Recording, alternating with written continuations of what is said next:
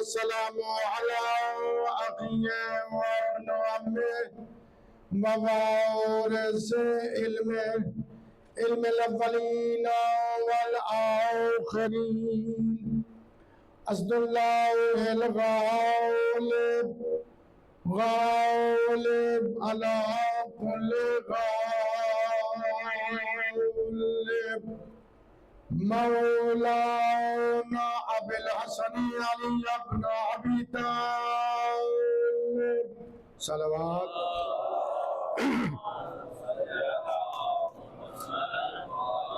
الحمد لله الذي نور قلوبنا بولاية علي بن أبي طالب الحمد لله الذي نور قلوبنا بمصائب الحسين والصلاة والسلام على أهل بيته الطيبين الطاهرين المعصومين واللعنة الدائمة على أعدائهم الملعونين أما بعد بسم الله الرحمن الرحيم والضحى والليل إذا سجى ما ودعك ربك وما قلى وللآخرة خير لك من الأولى صلوات محمد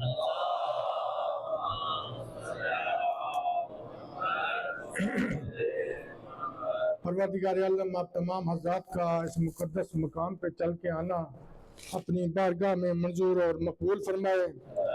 جو لوگ بھی یہاں پہ شرکت کرتے ہیں داء میں در میں سخنے صف اعضا بچھاتے ہیں نواخوانی ماتمداری کرتے ہیں، جو لوگ بھی نظر و نیاز میں شرکت کرتے ہیں بالا تجھے واسطہ چہاردہ معصومین کی عزت و عظمت کا ان کی اس عبادت کو اپنی بارگاہ میں منظور و مقبول فرما۔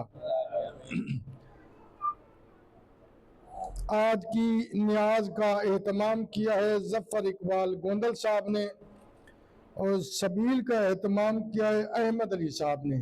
بااللہ تجھے واسطہ چہاردہ معصومین کی عزت و عظمت کا ان کی اس عبادت کو اپنی بارگاہ میں منظور و مقبول فرما، ان کے رزق و روزی میں اضافہ فرما۔ بااللہ تجھے واسطہ چہاردہ معصومین کی عزت و عظمت و جلالت کا ظفر اقبال گوندل صاحب کے والدین کو صحت کامل و عاجل عطا فرما۔ برادران گرامی قدر، مجھے حکم دیا گیا ہے چودھری اختر محمود صاحب علیل ہیں، بااللہ تجھے ذکر محمد و آل محمد کا صدقہ، بااللہ تجھے مصائب محمد و آل محمد کا صدقہ چودھری اختر محمود صاحب کو صحت کامل و عاجل عطا فرما۔ برادر ارشد رانجھا صاحب کل ان کی پیشی ہے، بااللہ تجھے واسطہ شہداء کربلا کا، تجھے واسطہ معصومین علیہ السلام کی عصمتوں کا، تجھے واسطہ سید الانبیاء کی نبوت کا، انہیں کامیابی اور کامرانی عطا فرما، رہائی عطا فرما۔ بااللہ تجھے واسطہ شہداء کربلا کی شہادتوں کا، یہ جتنے مومنین اپنا قیمتی وقت چھوڑ کر اپنے گھروں کے آرام کو چھوڑ کر یہاں پہ تشریف لائے ہیں، بااللہ تو علام الغیوب ہے، تو دلوں کے رازوں کو جانتا ہے، ان کی جو حاجات، ان کی جو خواہشات، ان کی جو آرزویں ہیں، اس ذکر کے صدقے میں ان کی حاجات کو پورا فرما۔ حاجات کے پورا ہونے کے لیے، حضرت قائم آل محمد کے ظہور کی تعجیل کے لیے، مجلس کی قبولیت کے لیے بآواز بلند صلوات۔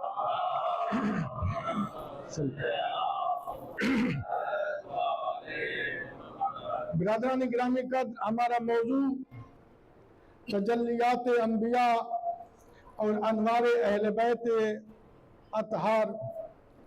اب بہت تھوڑا وقت رہ گیا ہے، ظاہر ہے آنے والے ایام میں مجھے اپنے اس عشرہ محرم الحرام کا جو عنوان ہے اس کے نتائج دینے ہیں۔ تو برادران گرامی قدر انشاءاللہ اگر آپ تشریف لائے اور گزشتہ ایام کی میرے ٹوٹے پھوٹے الفاظ آپ نے سنے جو میں نے آپ کی خدمت عالیہ میں بیان کیے تو انشاءاللہ اس عشرہ محرم الحرام میں ایک مقصد علمی آپ تک پہنچے گا، اس لیے کہ پروردگار عالم نے جتنی بھی ہدایتیں بھیجی ہیں وہ تمام کی تمام ہدایتیں انسان کی رہنمائی کے لیے آئی ہیں، انسان کی گائیڈنس کے لیے آئی ہیں۔ اور پروردگار عالم نے سب سے پہلی منزل میں جب آغاز انسانیت ہو رہا ہے، آغاز بشریت ہو رہا ہے، تو اس وقت اللہ نے سجدہ کرایا فرشتوں سے۔ وہ فرشتے جو معصوم ہیں، توجہ چاہتا ہوں آغاز کی گفتگو پر، وہ فرشتے جو معصوم ہیں، جن سے کوئی خطا نہیں ہوتی، جن سے کوئی گناہ سرزد نہیں ہو سکتا، اور وہ اتنے معصوم ہیں جسے حکم ہے سجدے کا وہ سجدے میں ہے، جسے حکم ہے رکوع کا وہ رکوع میں ہے، جسے حکم ہے سبوح قدوس کا وہ سبوح قدوس کہہ رہا ہے، یعنی وہ عبادت ہر وقت میں مشغول ہے، فقط عبادت خدا بندی میں مشغول نہیں، کوئی وحی کا امین ہے، کوئی ہوا کو چلانے والا ہے، کوئی بارش کو برسانے والا ہے، کوئی جنت کا رضوان ہے، کوئی جہنم کا مالک ہے، کوئی تخلیق بشر کا نگران ہے، اتنی ڈیوٹیاں بھی موجود ہیں، اتنا اختیار بھی موجود ہے، معصوم مخلوق بھی ہے۔ پھر حکم کہ آدم کو سجدہ کرو، تو اللہ نے آغاز میں نتیجہ دے رہا ہوں، اللہ نے آغاز میں بتلا دیا کہ میری امامت کے لیے میری ہدایت میری طرف سے جو ہادی بن کے جائے گا اس کا معیار جو ہوگا، اس کا جو میرٹ ہوگا وہ دو چیزیں ہوں گی، ایک علم ہوگا اور دوسرے کمالات ہوں گے۔ اور اللہ نے یہ سجدہ جو کرایا، آغاز میں جو سجدہ کرایا وہ اس بنیاد پر کرایا کہ حضرت آدم ان سے علم میں افضل تھے۔ اب معیار خلافت الہیہ قرار پایا علم۔ میں ایک جملے میں بڑا سارا مفہوم بیان کروں پھر جملہ دہراتا ہوں تاکہ آپ تک بات پہنچ جائے۔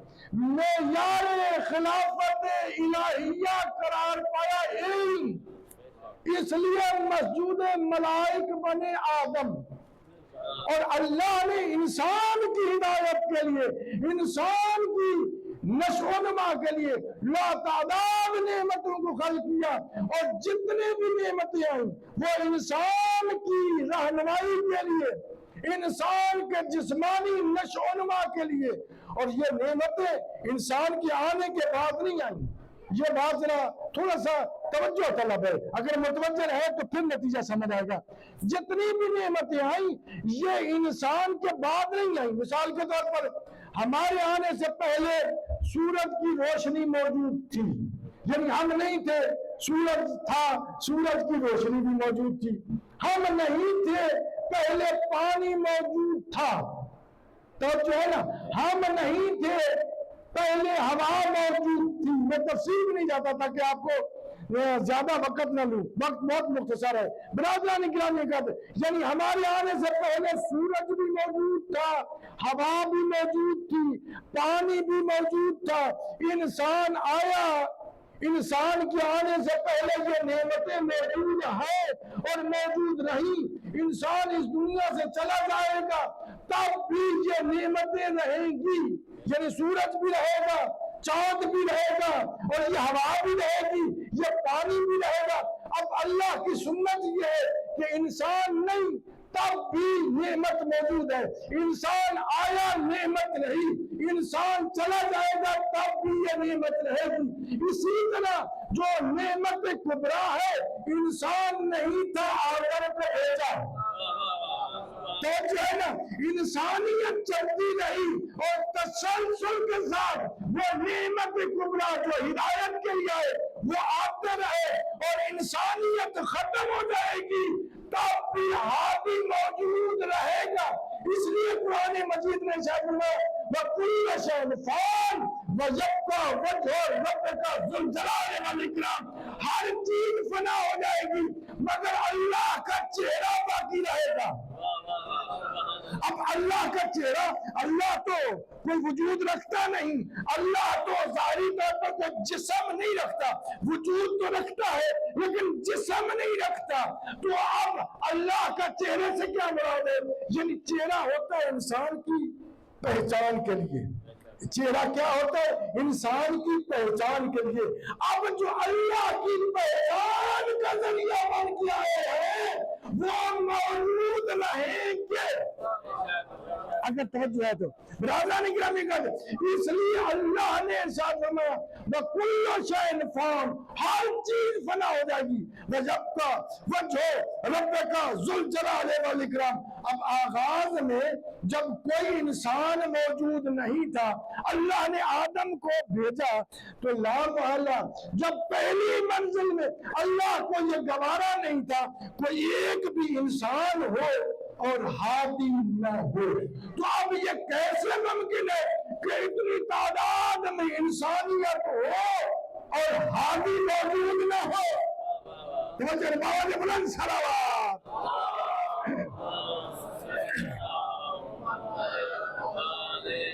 राजा निगरानी करते, लिहाजा ला मुहाला जरूरी है कि कोई हादी हो। इसलिए पैगंबर इस्लाम ने इरशाद फरमाया मन मौत वलम यारिफ इमाम ज़मानिही मौत मीततन जाहिलिया। अगर कोई मर गया और उसने अपने जमाने की इमाम की मारिफत हासिल न की तो समझ लीजिए वो जहालत की मौत मरा। 7 हदीस है, 7 हदीस है। अगर कोई मर गया और उसने अपने जमाने के इमाम की मारिफत हासिल न की, वो कुफ्र की मौत मरा, वो निफाक की मौत मरा, वो शिर्क की मौत मरा। यानी जरूरी है हर इंसान के ऊपर कि वो मारिफत इमाम हासिल करे। अगर किसी को मारिफत इमाम हासिल नहीं है, चाहे वो जितना बड़ा फलासफर क्यों ना हो, जितना बड़ा मुत्तकी क्यों ना हो, जितना बड़ा आजादार क्यों ना हो, जितना बड़ा आलिम क्यों ना हो, अगर इमाम जमाना की मारिफत नहीं तो समझ लीजिए वो निफाक की मौत मरा, वो कुफ्र की मौत मरा। तो लिहाजा जरूरी है हर इंसान के ऊपर कि वो अपने जमाने के इमाम की मारिफत हासिल करे। अब हमसे सवाल करते हैं कि इमाम जमाना, अगर आपके जैसे हमारे दोस्त, हमारे भाई हमसे सवाल करते हैं कि अगर आपके इमाम जमाना जिंदा है तो वो कैसे जिंदा है, क्या दलील है? दलील तो अगर मिलकर बाबा से बुलंद सलवात पढ़े तो।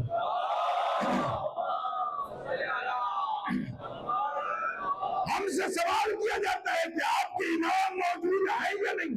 मैं फलसफे में, तारीख में, हदीस में, कुरान मजीद में नहीं जाता, मैं एक अकली दलील देता हूं। अगर आप समझ गए तो आपको बड़ा लुत्फ आएगा। क्या कि अल्लाह ने, जैसे आप जानते हैं, अल्लाह ने इंसान को रूह और जिस्म से 2 चीजों से मुरक्कब बनाया है।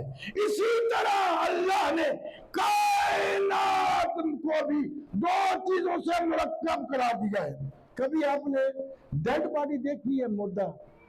कभी आपने डेड बॉडी, मैयत को देखा है? मैं आपसे सवाल कर रहा हूं, क्या मैयत को देखा है? हाँ देखा है। अब क्या होता है, वो मैयत का सारा जिस्म सलामत है, सारे का सारा जिस्म सलामत होता है, लेकिन न जिस्म हरकत कर सकता है, न बोल सकता है, न देख सकता है, न सुन सकता है। भाई दूसरे बाजू का आपको जिंदा ऐसे मिलेंगे कि जिनके बाजू नहीं है, बाजू का टांगे नहीं है, बाजू का आंखें नहीं है, लेकिन वो जिंदा है। भाई उनके जिस्म का कुछ हिस्सा नहीं है लेकिन वो जिंदा है। और यहाँ पे पूरा जिस्म सलामत है लेकिन ये मुर्दा है। क्यों? इसलिए कि इसमें रूह नहीं है। अब मेयारे जिंदगी क्या करार पाया? रूह। अगर ये जुमला समझे तो आपको बड़ा लुत्फ आएगा। मेयारे जिंदगी क्या करार पाया? रूह। अगर यानी मेरे जिंदा होने के लिए क्या क्या दलील है کہ میرے جسم میں حرکت آ رہی ہے. حرکت کیوں آ رہی ہے؟ کہ اس جسم میں روح ہے. آپ کے جسم میں روح ہے اس لیے. اور پھر یہ ہے کہ روح نظر نہیں آتی. یہ جو آپ مجھے دیکھ رہے ہیں، میرے جسم کو دیکھ رہے ہیں، میں جو آپ کو دیکھ رہا ہوں، یہ آپ کے جسم کو دیکھ رہا ہوں، روح کو نہیں. توجہ ہے نا، میں عقلی دلیل دے رہا ہوں امام زمانہ پہ. یہ کیا ہے؟ ہم ایک دوسرے کا جسم دیکھتے ہیں، روح نہیں دیکھتے. اب میرے جسم میں حرکت آنا یہ اس بات کی دلیل ہے کہ اس جسم میں روح ہے. میرا بولنا اس بات کی دلیل ہے کہ اس جسم میں روح ہے. اب اسی طرح اللہ نے اس دنیا کو بھی دو چیزوں سے بنایا. ایک ہے جسم، ایک ہے روح. یہ جو ہم کائنات میں یہ جو سورج دیکھتے ہیں یہ دنیا کا جسم ہے. یہ جو زمین دیکھتے ہیں یہ کیا ہے؟ جس دنیا کا جسم ہے. یہ جتنی چیزیں آپ دیکھتے ہیں دنیا میں یہ جسم کا، یہ دنیا کا جسم ہے اور اس میں حرکت آ رہی ہے. یہ اس بات کی دلیل ہے کہ اس دنیا میں روح ہے. اور وہ روح کیا ہے؟ وہ روح ہے امام زمانہ علیہ السلام. اس لیے شاید میں لولا الحجت لساخت الارض بعالیہ. اگر ایک لمحے کے لیے حجت خدا نہ رہے تو یہ دنیا ختم ہو جائے. توجہ ہے نا. اب میں بتلانا چاہتا ہوں، میں کہنا چاہتا ہوں، ہوا کا چلنا بتلا رہا ہے. جیسے میرا بولنا بتلا رہا ہے کہ میں زندہ ہوں، مجھ میں روح ہے. ہوا کا چلنا بتلا رہا ہے کہ امام موجود ہے. بارش کا برسنا بتا رہا ہے کہ امام موجود ہے. سورج کا طلوع ہونا بتلا رہا ہے کہ امام موجود ہے. سورج کا غروب ہونا بتلا رہا ہے کہ امام موجود ہے. دن کے بعد رات کا آنا بتلا رہا ہے کہ امام موجود ہے. یہ میرا وجود بتلا رہا ہے کہ امام موجود ہے. یہ آپ کا وجود بتلا رہا ہے کہ امام موجود ہے. کیوں؟ اس لیے کہ میرے امام نے ارشاد فرمایا بروز کہیں یمنا اور اللہ سے وہ رزق پاتے ہیں اس لیے کہ امام زندہ ہے.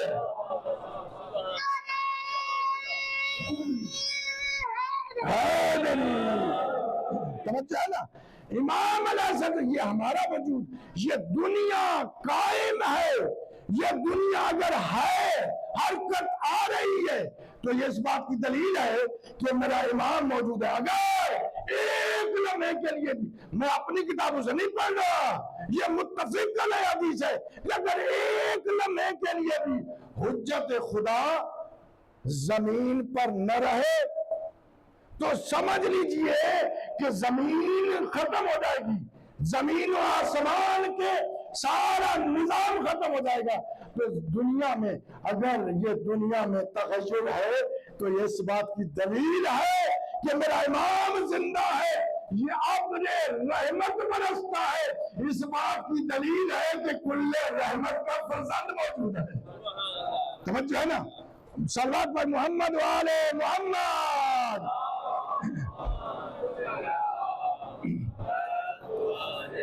برادران اکرامی یہ کہتے ہیں اور کیا دلیل ہے؟ جتنے بھی انبیاء و مرسلین ہیں، جتنے بھی رسول ہیں، ان کو معجزات ملے. وقت بالکل مختصر ہے، میں چاہتا ہوں کہ اپنے وقت میں ہی مجلس کو مکمل کروں. برادران اکرامی یہ کہتے ہیں جتنے بھی انبیاء و مرسلین ہیں، گواہی کے طور پر، علامت کے طور پر ان کو معجزات ملے. ہر نبی کو اپنی نبوت کے ثبوت کے لیے معجزہ ملا. معجزہ یعنی انسان کے ذہن سے بلند ترین چیز، خارق العادہ. میں گزشتہ ایام میں 2 معجزوں کا ذکر کر چکا ہوں، تو چاہتا ہوں چونکہ وہ آپ کے ذہن میں ہے تو مختصر انداز میں بیان کروں. حضرت موسیٰ کلیم اللہ کو معجزہ ملا. کون سا؟ عصا. عصا معجزہ. وہ جب جہاں مرضی گاہ دیتے تھے وہ درخت بن جاتا، اس سے پھل لیتے، پھر وہ چشمہ بن جاتا، پانی پیتے، پھر اس کو پھینکا، وہ تمام سانپوں کو کھا گیا، پھر اس کو مارا، دریا نے راستے بنا دیے. یہ معجزہ ہے نا. اسی طرح بساط سلیمان، حضرت جناب سلیمان کا جو قالین کا ٹکڑا تھا، خود بھی بیٹھتے، اصحاب بھی بیٹھتے. اور وہ ہوا کے اوپر، ہوا کے دوش پر سفر کرتا۔ اب میں آپ سے ایک سوال کرتا ہوں، اگر متوجہ ہے تو برادران گرامی قدر، وہ حضرت موسیٰ کا عصا رہا، حضرت موسیٰ کے جانے کے بعد بنو اسرائیل کے پاس وہ عصا، وہ ڈنڈا رہا، لیکن وہ کبھی معجزہ نہیں ہوا۔ بساط سلیمان رہی، یعنی وہ قالین کا ٹکڑا رہا، لیکن کبھی ہوا کے دوش پر سفر نہیں کیا۔ کیوں؟ اس لیے کہ معجزہ اس وقت تک معجزہ ہوتا ہے جب تک وہ صاحب معجزہ کے ہاتھ میں ہو۔ یہ بات سمجھ آ گئی ہے؟ تو اگلی بات کا لطف آئے گا۔ یعنی معجزہ اس وقت تک معجزہ ہوتا ہے جب تک وہ صاحب معجزہ کے ہاتھ میں ہو۔ اب رسول اللہ کو معجزہ ملا قرآن، رسول اللہ کو معجزہ ملا قرآن، اور اگر آج قرآن معجزہ ہے تو یہ اس بات کی دلیل ہے کوئی صاحب معجزہ ہے، کوئی صاحب معجزہ ہے جس کی وجہ سے آج قرآن معجزہ ہے۔ اگر صاحب معجزہ نہ ہوتے، یہ قرآن مجید کا معجزہ ہونا، آج تک قائم ہونا، یہ اس بات کی دلیل ہے کہ صاحب معجزہ موجود ہے۔ بابا سے بلند سلام۔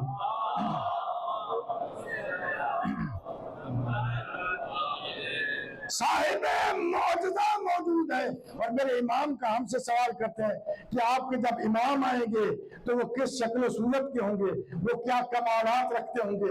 میں بتلاؤں اختصار کے ساتھ، وقت مکمل ہو گیا برادران گرامی کا، کہ وہ کیسے کمال، وہ حضرت جبرائیل کا جلال رکھتے ہوں گے، وہ میکائیل کا کمال رکھتے ہوں گے، وہ آدم کا علم رکھتے ہوں گے، موسیٰ کلیم اللہ کی کلام رکھتے ہوں گے، حضرت نوح نبی اللہ کی وہ نجات کے مالک ہوں گے، اور ایک مرتبہ وہ حضرت یوسف کا حسن ہوں گے، حضرت یعقوب کا صبر ہوں گے، حضرت ایوب کا حزن ہوں گے، اور وہ محمد مصطفیٰ کے کمالات کے مالک ہوں گے، وہ حضرت علی مرتضیٰ کی الوہیت کا معراج ہوں گے، وہ حسن کا حسن ہوں گے، وہ حسین کے صبر ہوں گے، وہ زین العابدین کی عبادتوں کے معبر ہوں گے، وہ محمد باقر العلوم کے علم کا معراج ہوں گے، وہ جعفر صادق کی صداقت کا پھول ہوں گے، وہ موسیٰ کاظم کے وارث ہوں گے، وہ علی رضا کی رضاؤں کے وارث ہوں گے، وہ محمد تقی کے تقوی کا پھول ہوں گے،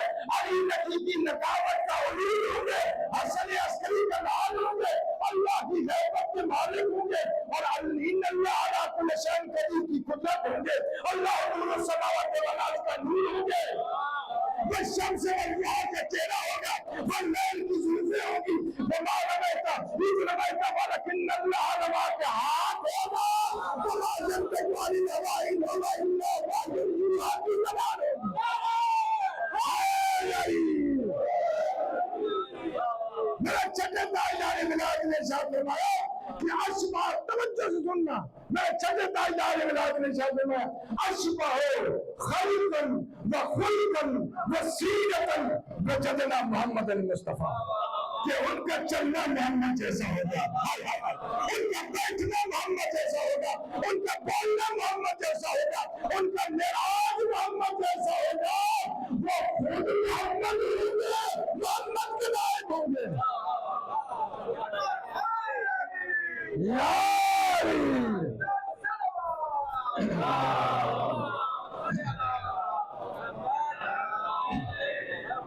توجہ ہے نا برادران گرامی کا، ہمارے امام کی بدولت۔ اور پھر میں آپ سے سوال کرتا ہوں، روک کے بالکل اختصاراً آپ سے پوچھتا ہوں، اللہ نے قرآن مجید میں ارشاد فرمایا ہے کہ شیطان تمہارا دشمن ہے، وَلَا تَتَّبِعُوا خُطُوَاتِ الشَّيْطَانِ إِنَّهُ لَكُمْ عَدُوٌّ مُّبِينٌ، شیطان کی پیروی نہ کرنا، یہ تمہارا دشمن ہے۔ اب ہر مسلمان شیطان سے ڈرتا ہے، ایسا ہی ہے نا؟ میں کوئی غلط جملہ تو نہیں بول رہا، آپ بھی ڈرتے ہیں نا بھائی؟ کیا فقط کارپی کے مومنین ڈرتے ہیں؟ اٹالیا میں دوسرے مومنین نہیں ڈرتے یا مسلمان نہیں ڈرتے؟ ڈرتے ہیں۔ اب پیرس میں فرانس والوں سے پوچھ لیں، وہاں بھی مسلمان ڈرتے ہیں۔ جرمنی والوں سے پوچھ لیں، وہاں بھی مسلمان ڈرتے ہیں. امریکہ والوں سے پوچھ لیں, وہ بھی شیطان سے ڈرتے ہیں. بڑی توجہ چاہتا ہوں. آسٹریلیا والوں سے پوچھ لیں, پاکستان والوں سے پوچھ لیں, شیطان سے ڈرتے ہیں. جو کہیں بھی مسلمان ہے شیطان سے ڈرتا ہے. میرا سوال ہے ملت اسلامیہ سے, شیطان ہے کتنے؟ ہائے ہائے ہائے ہائے ہائے, اللہ اکبر. نہیں, آپ میرے ساتھ ہی نہیں ہے. شیطان ہے کتنے؟ شیطان ہے ایک. پھر سنیے تاکہ آپ کو سمجھ آئے. شیطان ہے ایک. اٹالیا والے بھی ڈر رہے ہیں, اسپین والے بھی ڈر رہے ہیں, پرتگال والے بھی ڈر رہے ہیں, جرمنی والے بھی ڈر رہے ہیں, امریکہ والے بھی ڈر رہے ہیں. بھائی شیطان ایک ہے تو ایک جگہ ہوگا, یا یہاں ہوگا یا وہاں ہوگا, یا وہ جرمنی میں ہوگا یا وہ امریکہ میں ہوگا یا وہ نیوزی لینڈ میں ہوگا, ایک جگہ پہ ہوگا. کہتے ہیں نہیں, ملت اسلامیہ کہتے ہیں نہیں, وہ ہر جگہ ہے. میں کہتا ہوں عزیز ہے مسلمان, شیطان کو حاضر ناظر مان رہا ہے جو الہی نمائندہ ہے. اللہ اکبر, اللہ اکبر. نہیں, آپ میرے ساتھ مل کر بابا جی بلند نعرہ توجہ ہے نا کہ یہ مسلمان شیطان کو حاضر ناظر مانتا ہے, جو الہی نمائندہ ہے اسے حاضر ناظر نہیں مانتا. اور برادران گرامی کہتے ہیں, میں پوچھتا ہوں, سوال کرتا ہوں ملت اسلامیہ سے, مجھے یہ بتائیے کہ وہ کب کا ہے؟ ہائے ہائے ہائے ہائے ہائے ہائے ہائے. آپ مجھے بتائیے شیطان ہے کب کا؟ تو چھوٹے سے بچے, کسی مسلمان کے بچے سے پوچھ لیجئے, وہ کہے گا آدم سے پہلے کا تھا. ارے وہ مر گیا ہوگا, وہ بوڑھا ہو گیا ہوگا. کہتے ہیں نہیں, وہ زندہ ہے. ہائے اللہ اکبر. میں کہاں یہ جملے کہوں شادی کے بلا, وہ مر گیا ہوگا. کہتے ہیں نہیں, وہ زندہ ہے. دلیل پوچھو تو کہتے ہیں اللہ نے زندہ رکھا ہوا ہے. ارے جو گمراہ کرنے والا ہے اللہ اسے زندہ رکھ سکتا ہے جو الہی نمائندہ ہے.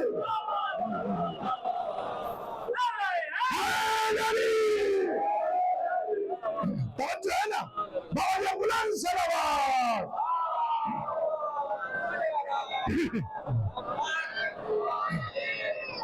تو بھائی اگر, اور پھر ایک جملہ کہتا ہوں, یہ علمی جملہ اگر سمجھ آگئی تو لطف آئے گا, یہ اللہ کی عدالت کے خلاف ہے کہ گمراہ کرنے والا زندہ ہو اور ہدایت کرنے والا زندہ نہ ہو. توجہ ہے نا. اور پھر میں پوچھتا ہوں, مجھے یہ بتلائیے کہ شیطان کبھی دیکھا؟ میں مسلمان سے, ملت اسلامیہ سے سوال کر رہا ہوں, چھوٹا سا طالب علم ہو کر, آپ کا نوکر ہونے کے ناطے ملت اسلامیہ سے سوال کرتا ہوں, مجھے یہ بتلائیے کبھی شیطان دیکھا؟ کہیں گے نہیں, شیطان دیکھا نہیں ہے. اب میں پوچھوں گا کہیں دیکھا ہو تو کوئی حاجی کہے گا ہاں ہم گئے تھے شیطان کو پتھر مارنے. میں سوال کرتا ہوں کیا وہاں شیطان تھا؟ ہائے ہائے ہائے. شادی کے بلا, کیا وہاں شیطان تھا؟ کہیں گے نہیں, وہاں شیطان نہیں تھا. بھائی کس کو پتھر مارے؟ پتھر کو پتھر مارے. ہائے ہائے ہائے ہائے ہائے. وہاں شیطان تھا؟ بھائی کسی بھی حاجی سے پوچھ لیجئے کہ وہاں شیطان تھا, کہیں گے نہیں, وہاں شیطان تو نہیں تھا. بھائی کیا تھا وہاں؟ شیطان کی شبیہ تھی. ہائے اللہ اکبر. میں کہتا ہوں ملت اسلامیہ بھائی شیطان کی شبیہ مان رہا ہے جو رحمان کے نمائندے ہیں. بابا بلند صلوات.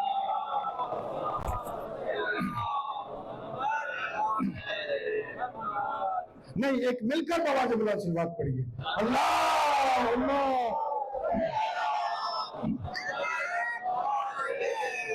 توجہ ہے نا. اور ایک جملہ آگے جانے سے پہلے ایک جملہ کہنا چاہتا ہوں. حجاج کرام جاتے ہیں بیت اللہ کو چومتے ہیں. تو میرا سوال ہے ہر اس شخص سے جو بیت اللہ گیا ہوا ہے, چومنا بہت بڑی عبادت ہے, بہت بڑا ثواب ہے. ہمارا عقیدہ بھی یہی ہے کہ بیت اللہ کو چومنا بہت بڑی عبادت ہے. بھائی وہ چومتے ہیں, کس کو چومتے ہیں؟ وہاں پہ کیا ہے؟ بیت اللہ کو چومتے ہیں. بیت اللہ کیا ہے؟ بھائی وہاں پہ اللہ ہے, اللہ تو ہر جگہ ہے, وہاں بھی ہے. کس کو چوم رہے ہیں؟ تو کہیں گے وہ پتھر کی دیوار ہے. ایسا ہی ہے نا؟ میں غلط تو نہیں بول رہا نا؟ اب تو پریشان ہو گئے شاید میں غلط بول رہا ہوں. نہیں، وہ پتھر کی دیوار ہے. میں کہوں گا بھائی پتھر کی دیوار کو چومنا ہے تو یہاں پتھر ہے. کہتے ہیں نہیں وہ اللہ سے نسبت رکھتی ہے. میں کہتا ہوں بھائی وہ اللہ سے نسبت رکھتی ہے. یہی وجہ ہے کہ ہم کہتے ہیں یہ علم عباس ابھی عباس سے نسبت رکھتا ہے.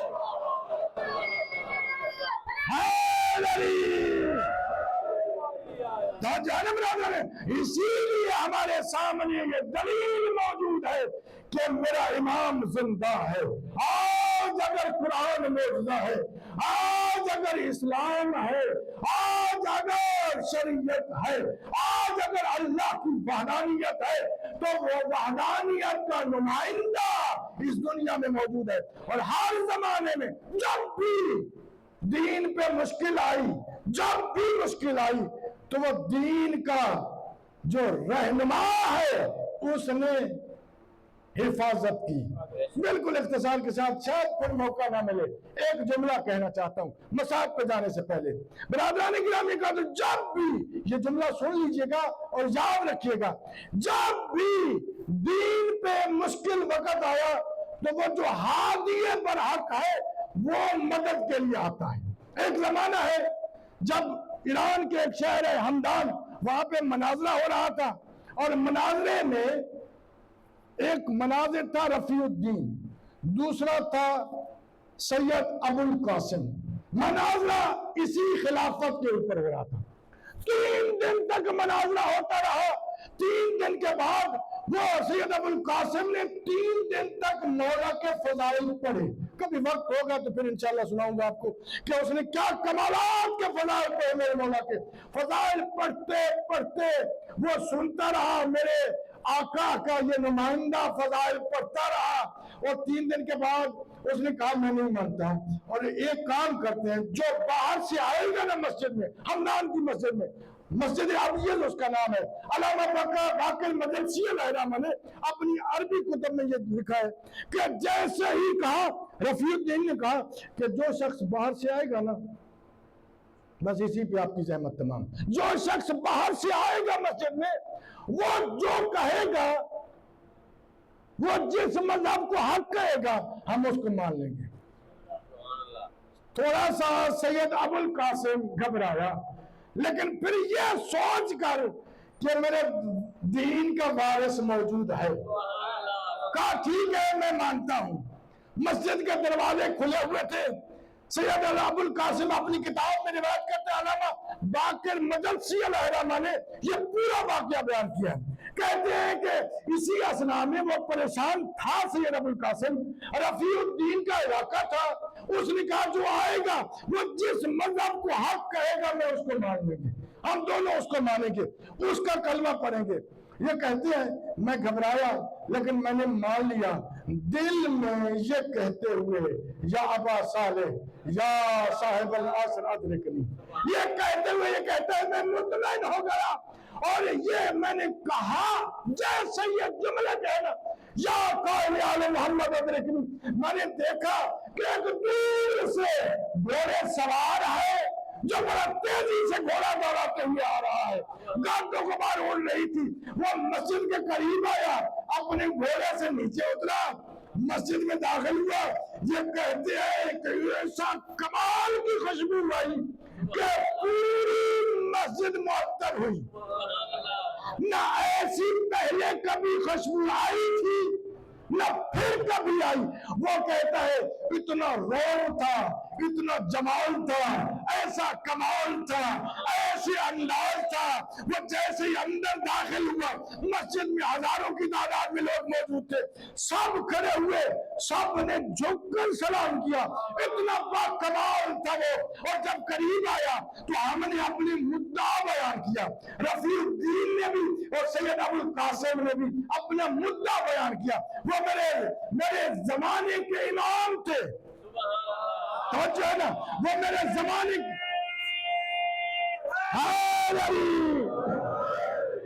وہ میرے زمانے کے امام تھے. ایک مرتبہ انہوں نے ایک اشعار پڑھے, وہی اشعار آپ کی خدمت عالیہ میں بیان کرنے ہیں, جو زبان اقدس مقدس طاہر اطہر زبان سے نکلے ہوئے جملے ہیں. ایک مرتبہ سید ابو القاسم کی طرف متوجہ ہو کر جملے ارشاد فرمائے, مطاع کل مولائی افضل منہما, یہ نہ کہے کہ میرے مولا ان سے افضل ہے. اقل للذی فضلتہ متنقضا, یہ جو تو کہہ رہا ہے کہ میرے مولا ان سے افضل ہے, یہ میرے آقا و مولا کی توہین ہے. کیوں؟ اس لیے کہ یہ تو کمپیئر کر رہا ہے, یہ تو تقابل کر رہا ہے. یہ تقابل کرنا ہی ان کی شان میں توجہ ہے نا. اور میرے آقا و مولا نے اگلے شعر میں سمجھا دیا, متاع کل مولائی افضل منہما اقل للذی فضلتہ متنقضا الم یرا ان السیف یضری بحدہ مقالو کا ھذا احد سیف احد من العصا. ایک تیرا یہ کہنا کہ یہ تلوار اس ڈنڈے سے زیادہ تیز ہے, اتنی خاموشی سے تیرا یہ کہنا کہ یہ تلوار اس ڈنڈے سے زیادہ تیز ہے, یہ تلوار کی توہین ہے. اس لیے کہ تلوار کی جنس اور ڈنڈے کی جنس اور میرے آقا نے فرمایا دیکھ کہ وہ اور ہے, وہ ہے قطب پجاری, اور ہے وہی پیاری, وہ ہے نور, یہ ہے خان, وہ ہے اللہ کی وحی کا ترجمان. توجہ ہے نا, وہ اور یہ اور یہی وجہ ہے کہ آج واقعہ کربلا بھی زندہ ہے, تو واقعہ کربلا کا وارث موجود ہے, حسین کا وارث موجود ہے. آئیے برادران گرامی قدر, آج میرے آقا امام زمانہ کو پرسہ دیتے ہیں, میرے آقا امام زمانہ کو پرسہ دیتے ہیں. میرے ساتھ مل کر پرسہ دیجئے کس کا؟ یتیم حسن کا. اللہ اکبر, اللہ اکبر. میرے آقا امام حسن مجتبیٰ کا آخری زمانہ ہے. تاریخوں میں یہ جملے ملتے ہیں کہ میرے آقا امام حسن مجتبیٰ نے آخری زمانہ ہے کہا. فرما میرے قاسم کو بلا کے لاؤ. قاسم کو لایا گیا, امام قاسم آئے اور اپنے بابا کے سینے کے اوپر سوار ہو گئے. جناب فرما آگے بڑھی اور آگے بڑھ کے جناب قاسم کو مارنا چاہا. میرے امام حسن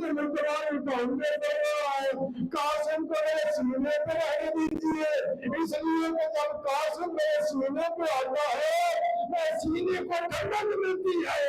اجرکم اللہ اور آزاد وقت بھی آیا, قاسم کے اوپر اتنا مشکل وقت آیا شب عاشور کو, جب حسین نے کہا نا سب دیے بجھا دیے جائے. یہ جو دیے بجھاتے ہیں نا, یہ شب عاشور کی سنت ہے. میرے بھائیوں ایک مرتبہ کہا کہ دیے بجھا دیے جائے, دیے بجھائے گے. حسین نے کہا کل جو بھی ہوگا نا میرے ساتھ وہ شہید ہو جائے گا. پھر دیے کہا جو جانا چاہتا ہے چلا جائے. جب دیے روشن کیے گئے, تاریخ میں ایک جملہ ملتا ہے, ایک 14 سال کا نوجوان آگے بڑھ کے کہتا ہے چچا حسین کیا کل کے شہیدوں میں میرا نام بھی ہے؟ اور اگر حسین میری آنکھوں مولا نے کہا ایک قاسم کل کے شہیدوں میں صرف تیرا نام نہیں, کل کے شہیدوں میں رسول میں. ارے یہ جوان تھا نا بنی ہاشم کا, غیرت میں, اب بنی ہاشم کی غیرت مشہور ہے. ایک مرتبہ طلب بھی کہتے ہیں آپ کو چچا کل کے ملعون خلاف بھی آ جائیں گے. اجرکم اللہ, اجرکم اللہ. تاریخ میں ملتا ہے کہ ماں بیٹوں کو اپنی گود میں بٹھا کے کہہ رہے تھے قاسم کل جنگ ہوگی. قاسم سب سے پہلے تو اپنے آپ کو بچا کے قربان کر دینا. حسین یہ سنتے ہوئے آئے, کہا ایک میں بننا, یہ میرے بھائی حسن کی نشانی ہے.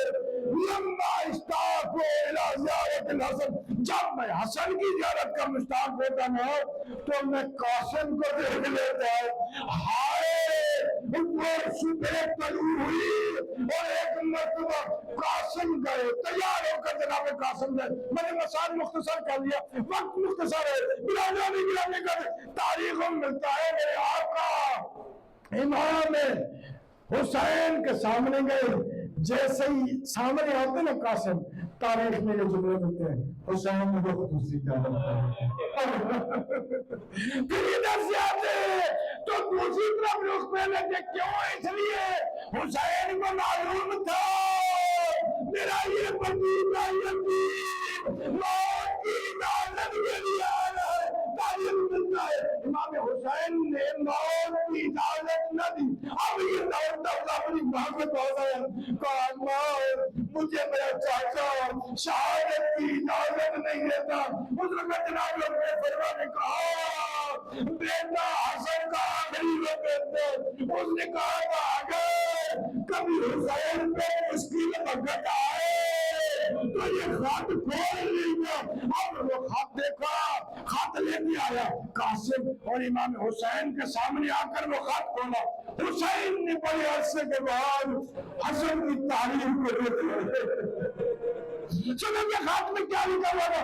خط میں لکھا ہوا تھا اے میرا بیٹا اذا وجدت امک، جب اپنے چچا کو پانا غریب مظلوم وحید، اگر حسین کو غریب دیکھنا، اگر حسین کو مظلوم دیکھنا، اگر حسین کو زخمی دیکھنا تو قاسم اپنے آپ کو قربان کر دینا.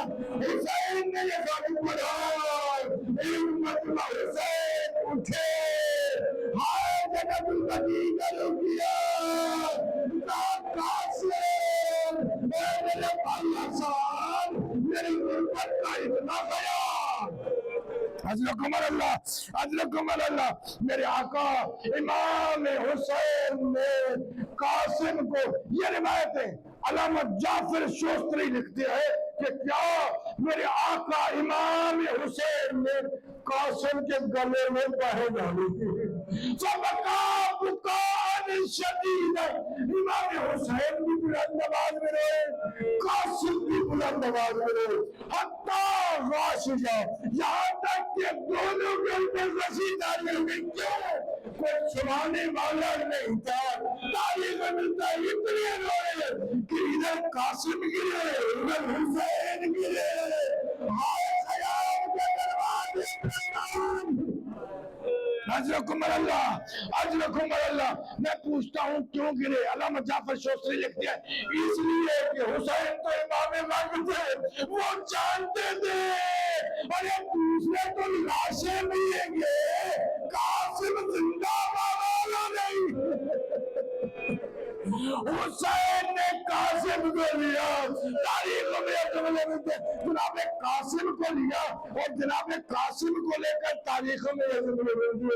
ایک مرتبہ قاسم کا کرتا پھاڑا، اپنا امامہ اتارا، قاسم کو تحت الحدق دی.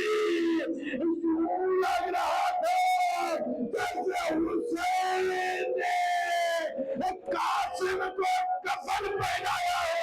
اور آزادے تاریخ میں حسین گریہ بھی کر رہے تھے. ایک مرتبہ کہہ رہے تھے میرے بابا آج دیکھ لو کتنا مشکل وقت ہے، قاسم شہادت میں.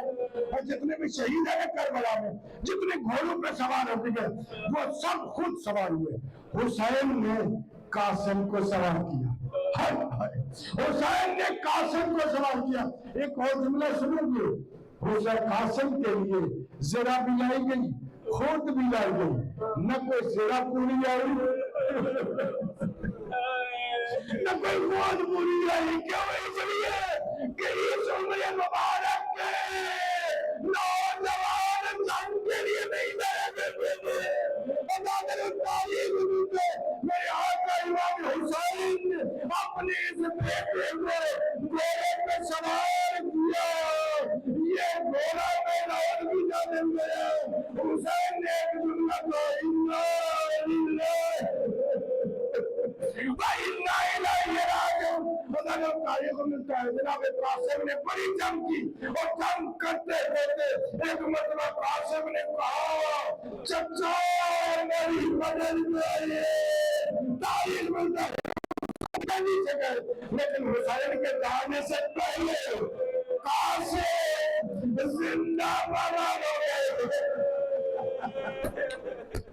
جو بھی شہید ہے نا وہ شہادت کے بعد بوال لے کربلا میں وہی بھی شہید ہے جو زندہ باد ہو گئے تاریخ میں جملے ملتے حسین گئے اور حسین نے کہا این این یا قاسم این این یا قاسم اے قاسم کہاں ہو انادیکم فلمولا تجیب اے قاسم تجھے حسین پکارتے شروع کے مظلومیت کا وقت کیا تھا میری ماں باپ کو کہ شامی ارد گرد حالات حال میں حسین کی غربت پیاس رہے تھے حسین کہہ رہے ہیں قاسم کہاں ہو میں حسین بلاتا ہوں آواز کیوں نہیں دیتے ایک مرتبہ میرے آقا حسین نے کہا بلاتا تھا قاسم تم دوڑ کے آ جاتے تم کہتے تھے لبیک لبیک انادیکم فلمولا تجیبون یا میں آقا مازن رانی لکھتے ہیں فقطعوه علم علم قاسم کا لاشا زندہ باد ہو گیا جب حسین نے کہا قاسم میں حسین پکارتا ہوں جواب کیوں نہیں دیتے ایک مرتبہ ہر ٹکڑے سے آواز آئے لبیک یا حسین لبیک یا حسین حسین آگے بڑھے حسین آگے بڑھے قاسم کربلا میں تقسیم ہو چکے تھے حسین آگے بڑھے ایک مرتبہ آپ آ کر دامن پر آیا اور ایک ٹکڑا اٹھایا آپ آگے ڈالا دوسرا ٹکڑا اٹھایا آپ آگے ڈالا ایسے اٹھا رہے تھے جیسے مالی پھول اٹھاتا حسین کے اس غربت کے عالم میں حسین نے دیکھو ایک دکان کو جوان ہے جو قاسم کی لال کے نکلے ہوئے حسین کا کون ہے اس غربت میں نہیں بدل کرنے والا